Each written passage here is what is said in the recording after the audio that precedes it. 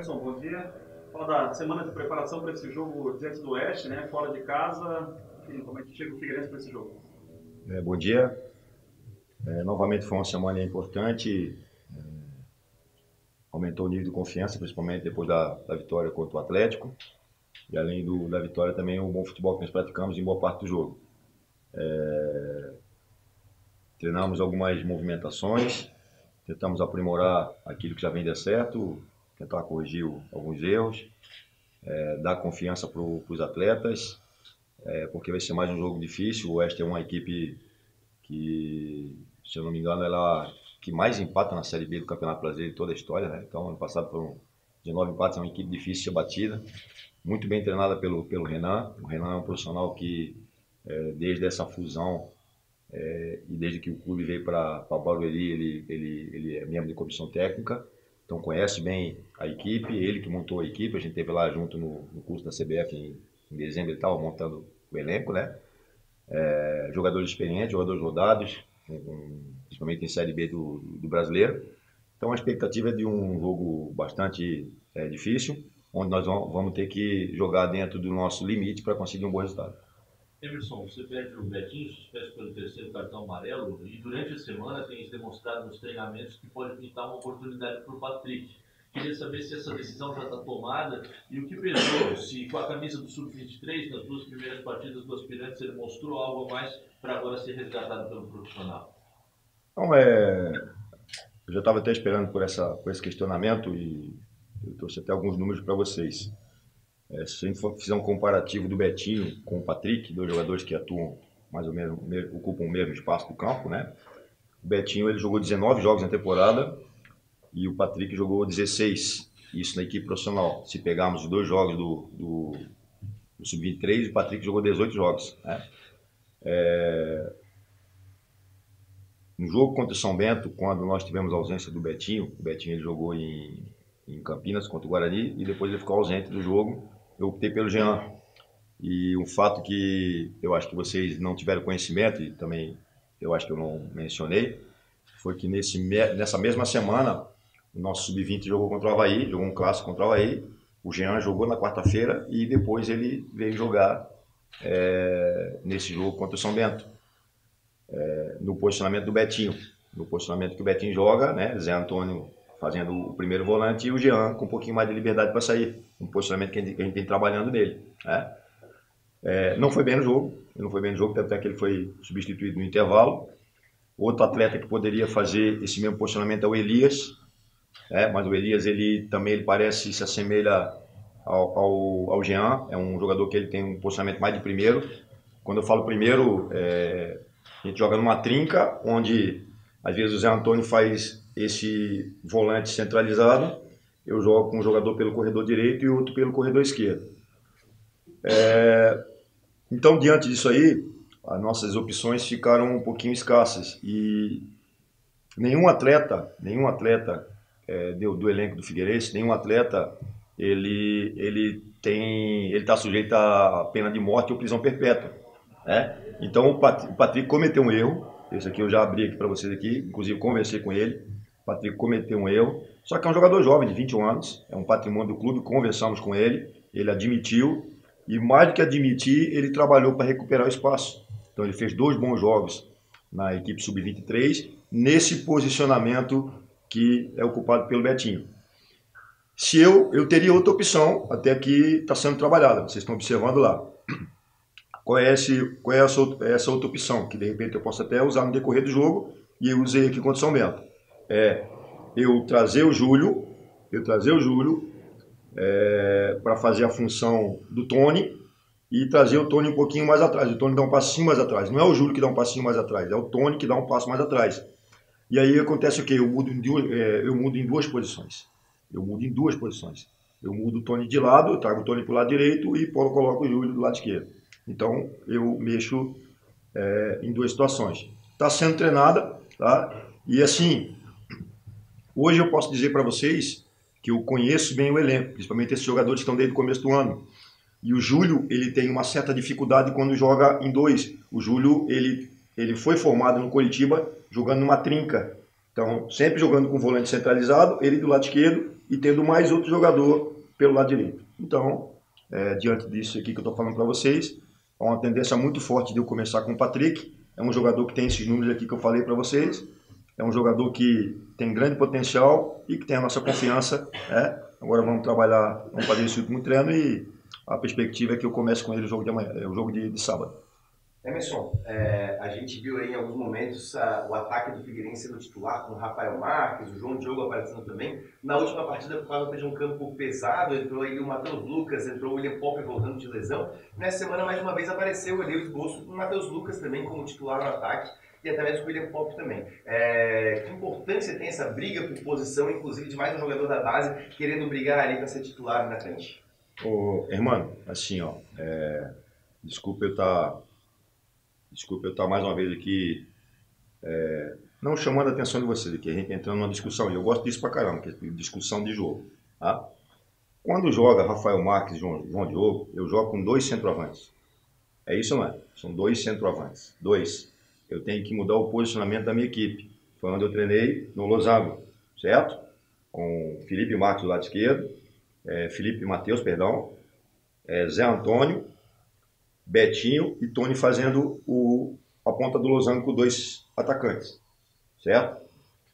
Só que nós temos até uma equipe no cenário mundial que joga assim, que é o Tottenham. O Tottenham joga às vezes no losango, mas é um sistema que foi muito utilizado nos anos 90 e ficou um pouquinho para trás. Eu até utilizei isso aqui quando trabalhava na categoria de base.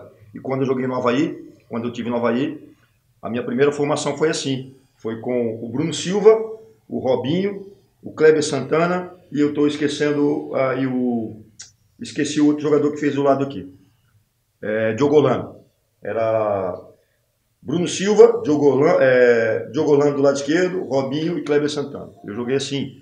Joguei assim também com Eduardo Costa, Kleber Santana, Diego Jardel e Marquinhos Santos. Joguei no Avaí, joguei em Losango também. Tá? Eu tenho as peças para fazer esse posicionamento.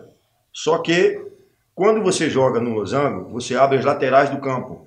Você fica com 3 jogadores, esse balanço de meio campo aqui, se não for muito bem treinado, você acaba perdendo as laterais do campo. Quando eu joguei agora contra o Atlético Goianiense, vocês viram qual é o lado forte, o que é o forte deles? É o lado do campo.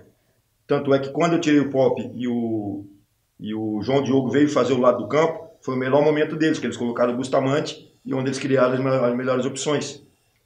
Então, diante disso aí, eu não estou jogando com 2 atacantes, aí eu não vou estar explicando para você, agora vocês têm que tirar as conclusões.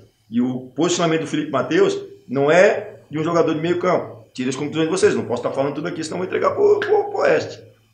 Então, prestem atenção no jogo às vezes, cara, porque quando é passado um posicionamento errado, vocês não estão passando uma informação certa para o torcedor, principalmente aquele que não vem no estádio e que não tem um conhecimento tático. Então vocês são fundamentais, entendeu? Não estou aqui, é uma coisa que, por exemplo, jogamos com o Pereira. Eu não joguei com 3 zagueiros, o Pereira jogou de lateral direito. Não foi 3 zagueiros. Tá jogando com 3 zagueiros. Não, Então, esse debate aqui é legal e serve para eu explicar a minha opção naquele jogo. A minha opção não foi somente pela questão do gramado pesado, foi uma questão tática, onde o Pop jogou pelo lado esquerdo, o Felipe Matheus jogou pelo lado direito, o Tony jogou centralizado juntamente com o Matheus Lucas. Nós marcamos em 2 linhas de 4, marcamos muito bem, pressionamos muito bem a equipe do Atlético, né? Eu tinha até um número que eu falei para vocês, agora eu tenho o número exato. O Atlético finalizou 8 vezes no jogo, no nosso gol. O Denis não fez nenhuma defesa. E somente o Felipe Matheus naquele jogo finalizou 7 vezes. Somente o Felipe Matheus finalizou 7 vezes, nós finalizamos 19 vezes. Então fizemos um jogo e não há motivo para eu fazer mudanças drásticas. Tá? Então é só essa alteração que eu devo estar fazendo. Que é estar tirando uma peça e estar colocando outra parecida para eu manter o mesmo posicionamento. Professor, semana que tem reforços chegando, Rodrigo, Roberto e também tem a questão do João Paulo. Queria que primeiro você falasse da qualificação desse elenco com esses jogadores e também qual que é a situação real do João Paulo. Então, é bastante importante estar seguindo aquele cronograma que nós falamos desde o começo do ano, né? que era apostar em alguns jogadores desconhecidos, apostar bastante na categoria de base. Até tem um dado aqui interessante que eu gostaria de estar passando para vocês, que hoje, entre jogadores que estão em recuperação, nós temos o Denner, que é um jogador formado aqui no clube, mas ele está em processo de recuperação de uma lesão. Nós temos 36 jogadores, contando com jogadores com o André, com o Roberto, com o João Paulo. E desses 36 jogadores, 16 atletas, eles são formados, 15 atletas, eles são formados no clube, 15 atletas. Nós temos 16 jogadores com idade para jogar no Sub-23. Nós só temos 5 atletas com 30 anos ou mais. Né? Então, só para ver como o nosso grupo é um grupo jovem, né? E precisava ser reforçado, principalmente com jogadores com mais rodagem de Série B. Nós começamos com jogadores mais experientes, que foi o caso do Tony e o caso do Felipe Matheus, e depois trouxemos alguns jogadores jovens, mas com experiência, né? Que é o caso do Andrigo, que é o caso do João Paulo. O João Paulo tem passagem em Bahia, São Paulo e por aí vai. Não vou estar aqui falando no currículo dele, a mesma coisa o Andrigo. Né? E nós detectamos algumas carências, por exemplo, alguns atletas vieram para compor o grupo.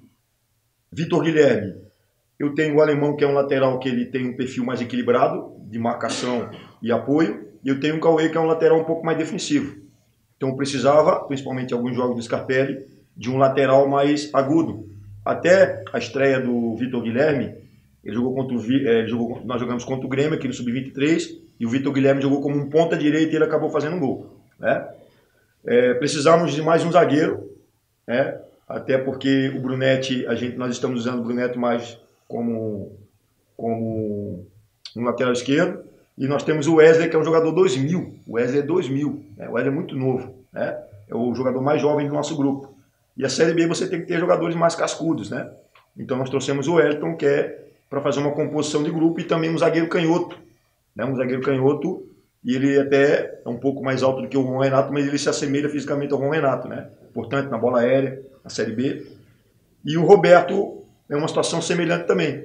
O Brunetti é um lateral mais defensivo, o Destro é um lateral um pouco mais equilibrado, e nós precisávamos de um jogador um pouco mais agudo, que é o caso do Roberto, que vem na Chapecoense. E os demais atletas não, que é o caso do Tony, o Felipe Matheus, o Rafael Marques, e João Paulo e Andrigo, eram necessidades que nós tínhamos do meio campo para frente, né? Então, o Tony e o Felipe Matheus já vem jogando com frequência, o Rafael Marques já teve uma oportunidade, e o João Paulo e o Andrigo, assim que tiverem regularizado e começarem a trabalhar, eles vão ter suas oportunidades também.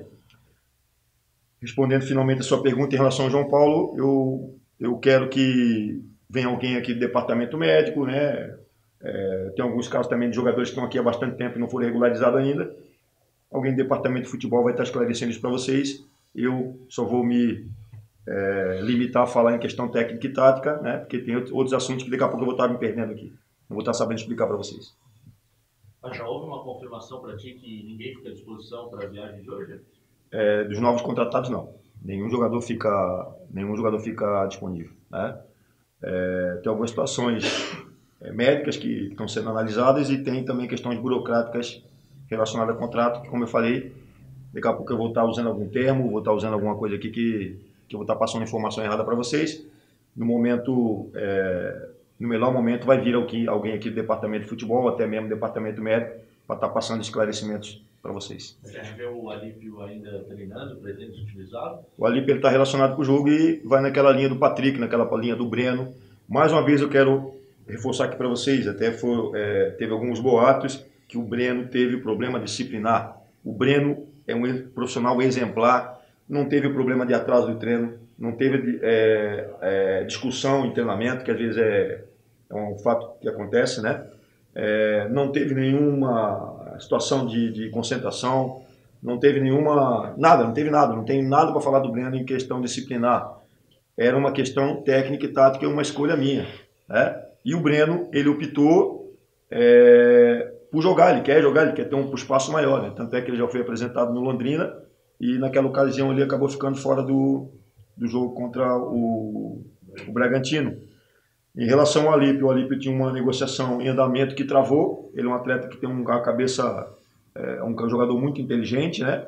conversamos com ele, ele está apto de novo, tanto é que ele está relacionado com esse jogo. O Alípio viaja e está à disposição. Normal, como é o caso do Patrick. A partir do momento que vocês começarem a ver algum jogador treinando separado, não é meu perfil, vocês podem acompanhar. Eu não trabalho com jogador separado. A partir do momento que o jogador tiver alguma falta grave, eu vou chamar a diretoria, vou passar o caso para ele e o jogador ele vai seguir o caminho dele.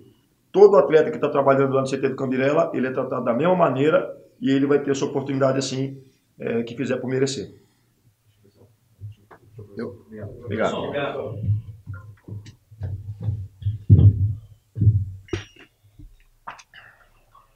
Eu vim armado, hein? Tinha coisa que vocês não perguntaram aqui ainda, hein? Tá aqui. Vai pra próxima. Vai pra próxima. Valeu. Valeu.